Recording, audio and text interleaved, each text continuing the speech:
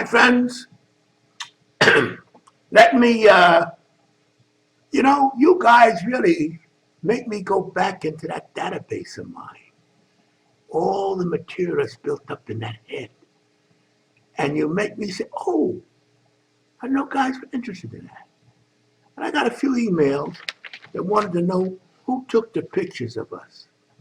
One guy, when we were younger, in the glory days, and now in my estimation of bodybuilding, Lon Hannigan took the pictures, was Joe's staff photographer in New York, and Jimmy Caruso was a staff photographer in Canada, Montreal.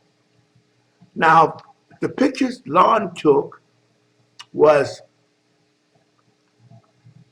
pictures like me, and he took a lot of nude pictures of us because that's the way you could make money in those days. Before Jimmy came after Lon. But how he made money, he took the nude pictures of us, then he would take and put the black erasable ink on it so he could mail it to the gay guys. Because, if you sent a picture through the mail with a guy's penis hanging out, you go to the cooler. So Lon would put those fake covering over your genital region area so they can send it to the mail and make money. Because he was Joe's original photographer. And, Joe didn't pay as much as he did. And Joe Weed, of course, if you young fellas don't know, he's the publisher. He was the publisher of the premier magazines, bodybuilding magazines at the time. Your Physique, Muscle Builder, etc.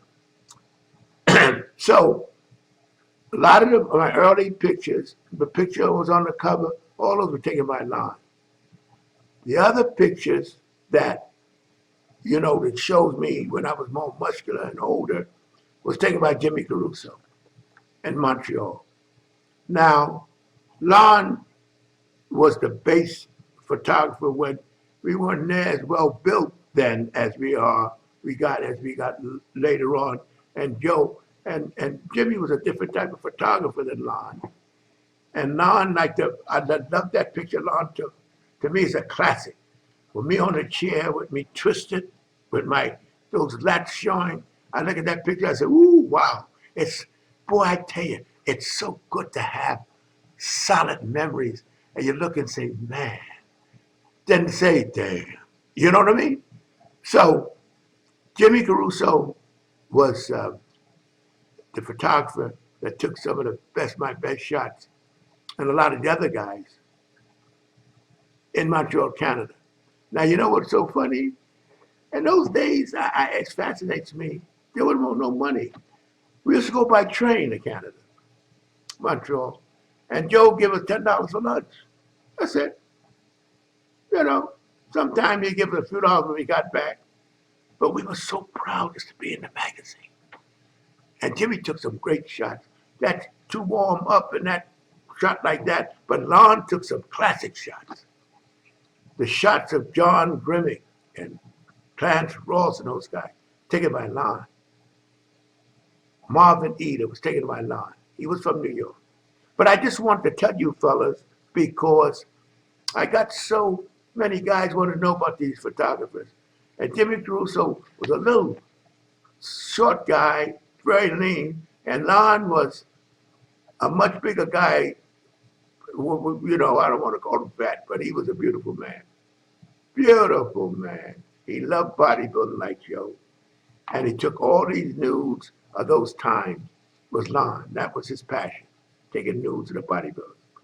But if you go to my website and you see bodybuilding 10 to, I think it's 10 to 20, I don't know. You'll see all the nudes was taken, but you can't tell they're nude because Lon paid them over, And he made a lot of money from that. Boy, did he make money. And the gay guys knew that when the pictures came in, they can take off the ink and see your genitals, and that turned them on, obviously. But that's the story of Joe's staff photographers. Lon in the East, Jimmy Caruso in Montreal, and they both they're distinct. They were very distinct in the pictures they took. So I just wanted to let you guys give some information that you have these questions of.